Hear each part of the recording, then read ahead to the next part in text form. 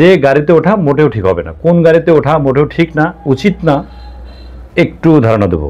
আমরা বিভিন্ন সময় বিভিন্ন কাজের প্রয়োজনে গাড়ি ভাড়া নেই, প্রাইভেট কার ভাড়া নেই, মাইক্রো ভাড়া নেই, হাইয়েস্ট মাইক্রো নেই, নোয়া মাইক্রো নেই, বিভিন্ন ধরনের সাধারণত ছোটো কম সিটের যে গাড়িগুলো, এই গাড়িগুলো ভাড়া নিয়ে আর বিভিন্ন জায়গায় যাই। এই যাওয়ার পথে অনেক বিপদ ঘটে। কোন গাড়িগুলোতে বিপদ ঘটে, কোন গাড়িগুলো ওঠা ঠিক হবে না আপনার, একটু ধারণা দেবো। এর আগেও ধারণা দিয়েছি, তারপরেও অনেক মানুষ এই ভুলগুলো করে আসছেন। আরেকটা বিষয় হলো, এই ভিডিওটা শেয়ার করে দেবেন, তাহলে আপনার শেয়ারের মাধ্যমে সেও জানা হবে। যদি জানা হয়ে যায় তখন তার দ্বারা এই ভুলটা না হওয়ার সম্ভাবনা বেশি। আচ্ছা, আমরা দেখা যাচ্ছে যে শহর থেকে গ্রামে অথবা গ্রাম থেকে শহরে যাতায়াতের কালে অনেক সময় গাড়ির জন্য দাঁড়িয়ে থাকি, গণপরিবহনের জন্য দাঁড়িয়ে থাকি। দেখা যাচ্ছে যে গণপরিবহন পাওয়া যাচ্ছে না, তখন একটা প্রাইভেট কার চলে আসে আপনার কাছে। এই প্রাইভেট কারে উঠবেন না, তার কারণ এই প্রাইভেট কারের যে চালক, যিনি ড্রাইভার, তাকে আপনি চিনেন না। আগের থেকে তাকে আপনি নিজের থেকে ভাড়া করেন নাই। আপনি ভাই আপনি চলে আসেন, আপনার গাড়িটা ভাড়া নেবো, অমুক জায়গায় যাবো, কত টাকা কে দাম দর ঠিক করবেন, এরকম কোনো গাড়ি আপনি ভাড়া করেন নাই। কিন্তু উইলিংলি একটা গাড়ি আপনি দাঁড়ানো দেখে, আপনার দাঁড়ানো দেখে আপনার কাছে আসছি, আসার পর বলছে কোথায় যাবেন, আপনি একটা জায়গার নাম বললেন, সে বলবে যে হ্যাঁ আমি তো ওইদিকে যাবো, আমার গাড়িতে আরও 2জন যাত্রী আছে, ওঠেন। আর একজন হলো হয় চলেন, ভাড়া যাই দিন, সমস্যা নেই, বিভিন্ন কথা বলে আপনাকে ভুলিয়ে ফেলবে। তখন আপনি মনে করুন যে দামও কম পাইলাম, যাতায়াত সহজ হবে, নিরাপদ যাবো, এসি আছে, ব্যাস উঠে পড়লেন তো বিপদে পড়লেন।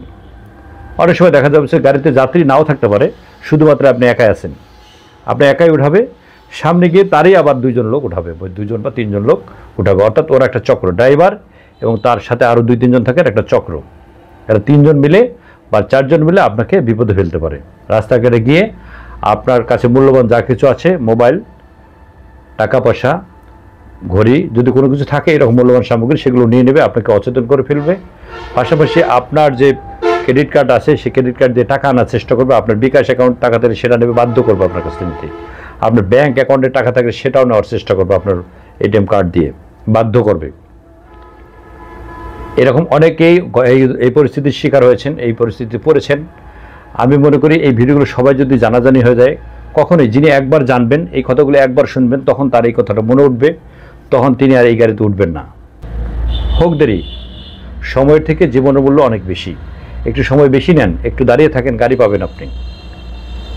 অধৈর্য হলে চলবে না, একটু ধৈর্য ধরেন, গাড়ি পাবেন, এই গাড়িতে যাবেন। কিন্তু এই ধরনের গাড়িতে, এই যে অচেনা প্রাইভেট কারে উঠবেন না কখনোই। অচেনা চালকের কোনো প্রাইভেট কার অথবা হাইয়েস্ট মাইক্রো অথবা অন্য কোনো মাইক্রোতে উঠবেন না। যদি চিনেন সেক্ষেত্রে ঠিক আছে, কিন্তু না চিনলে আপনি কখনোই ওটা ঠিক হবে না আপনার। আর এখন ঈদ এবং ঈদের পরবর্তী সময়ে, অন্যান্য সময়গুলো এই ধরনের একই কথা, এই ধরনের গাড়িতে উঠবেন না, উঠলে কিন্তু বিপদে পড়তে পারেন। আর এখন ঈদের সময় যাত্রাপত্রে অন্যের দেওয়া, অপরিচিত লোকের দেওয়া কোনো কিছু খাবেন না। যে যেখানে আছেন ভালো থাকবেন, সুস্থ থাকবেন, নিরাপদে পথ চলবেন। আসসালামু আলাইকুম।